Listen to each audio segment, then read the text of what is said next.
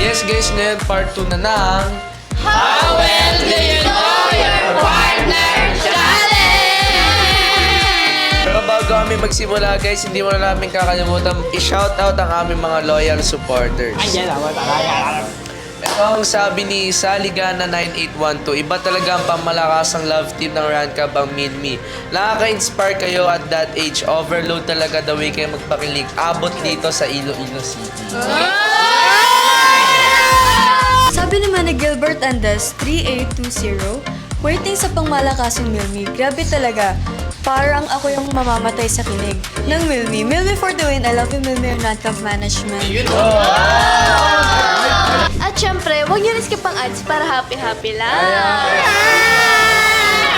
Kaya shoutout kay Ren Monteron, ang sabi niya, nakakilig ang Hana, sana kayo na lang talaga. Pag nabuboard ako, Rancab Management lang ang pinapanood ko. Sumasaya ang araw ko. Love you, Rancab Management. Huwag niyo na rin kalimutan niyo siya ang mga vlogs namin sa YouTube channel ng Rancab. Kaya shoutout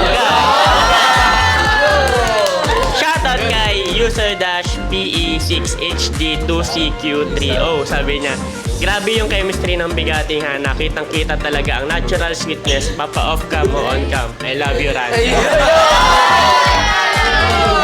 Thank you so much din po sa patuloy na pagsuporta at panonood ng vlogs namin sa Rancab.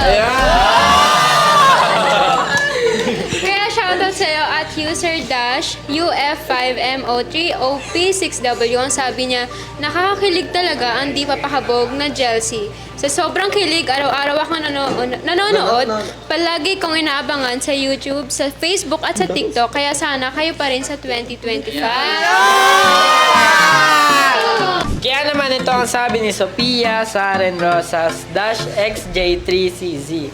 Grabe nakakakilig talaga ang di pa pakabog na Chelsea. My favorite love team. Sana kayo pa rin sa 2025. At happy birthday kasi I love you, Rancab.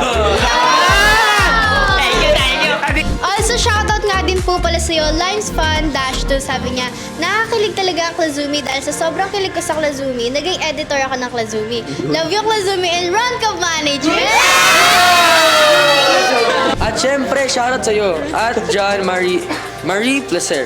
Nakakilig talaga ang Klazumi. Sana mapansin ako. Lagi kayo mag-iingat all Rancab. I love you mga ka-Rancab! So ayun na nga guys, bago ako mag-shoutout, syempre gusto lang namin i-welcome ang new love team na ang Janeska! Na si Jan Michael at si Francesca. Sa mga naghahanap naman sa partner ko guys, wala siya ngayon dito dahil nasa Cebu siya sa kanyang event. Okay, ito ang shoutout ko ngayon ay si user-VG4VM8ND2T. Nakakilig naman talaga ang Cutie Erndra. Sana kayo nakakapagbuhay. Hindi sasawang sumuporta sa Erndra. And salamat ng love team. I love Erndra and God bless Rancab.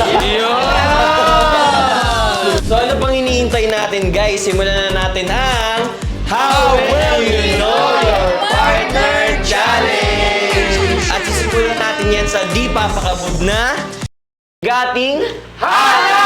Na si Harold at si Yana!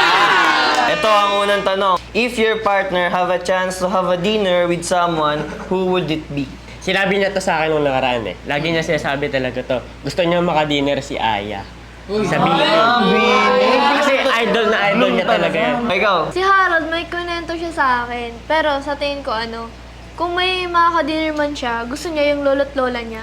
Kasi hindi niya na naabutan yun.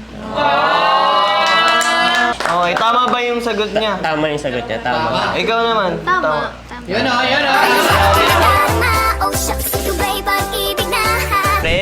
So ito, pangalawang tanong. What's the one thing that can instantly make your partner's day better? Makita niya lang akong masaya. Masaya na rin siya.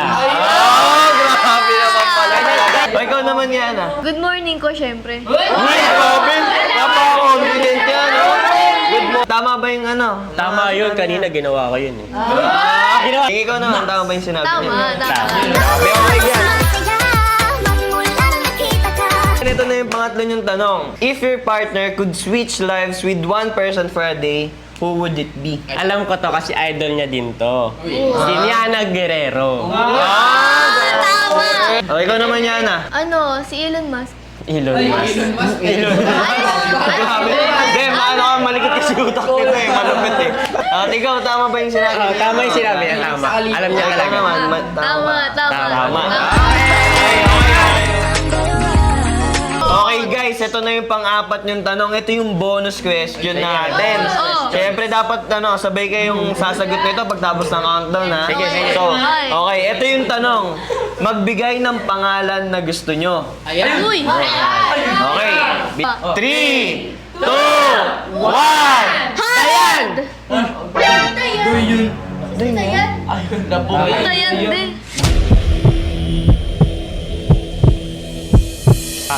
Dayan. Ito yan. Harap niya yung sagot niya. Wala ka dyan? Uy, wait lang. Hey guys, challenge lang to, uy. Challenge lang. So ayun guys, ang susunod nating isasalang ay ang pangmalakasang Milmix! Na si Miles at si Mitch. Ito ang unang tanong. If your partner have a chance to have a dinner with someone, who would it be? Ito kasi palagi nababanggit din sa akin ni Mitch Cho. Okay na siya na ako yung lagi niyang kasama sa dinner. Kasi gusto niya lagi ko siya nabibigyan ng quality time. Gusto nagbabanding. O ikaw naman, Mitch. Lalayo pa ba tayo? Ako na lang din. Kasi para magkaroon pa kami ng bonding. Quality time nga. Quality time. Oh, Miles, tama ba yung sagot niya? Oo, lagi na sinasabi sa akin. Tama-tama. Kailan ba next date natin? Uy! Ito, pangalawa.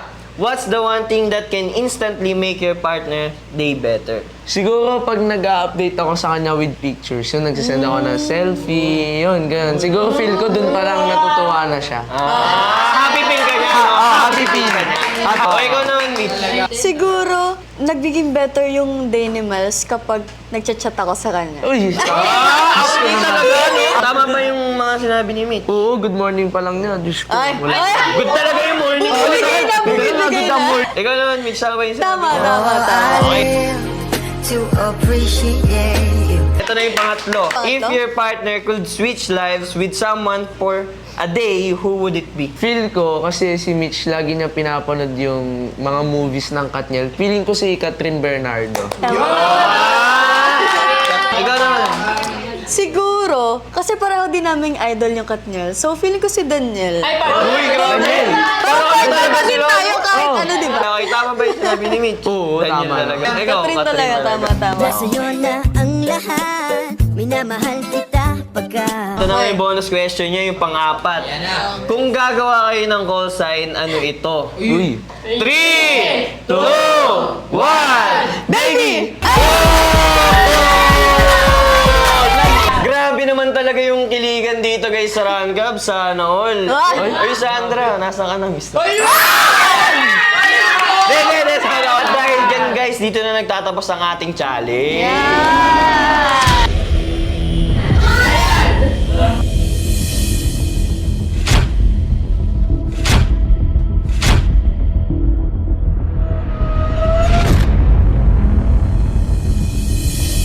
So guys, dito na po nagtatapos ang part 2 ng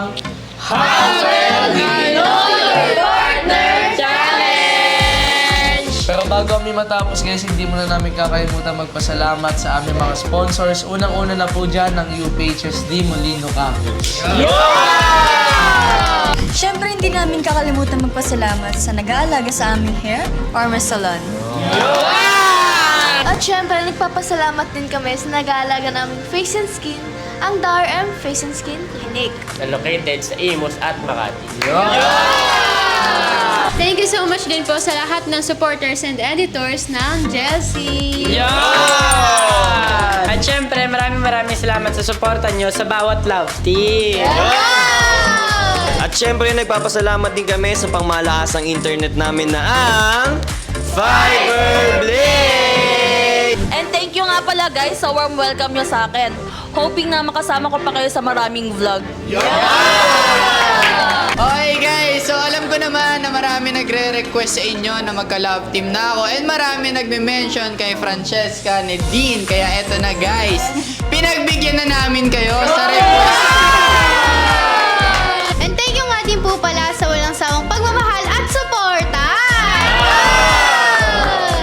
syempre, huwag nyo kami kalimutan subaybayan sa may papost namin sa social medias ng Ranka.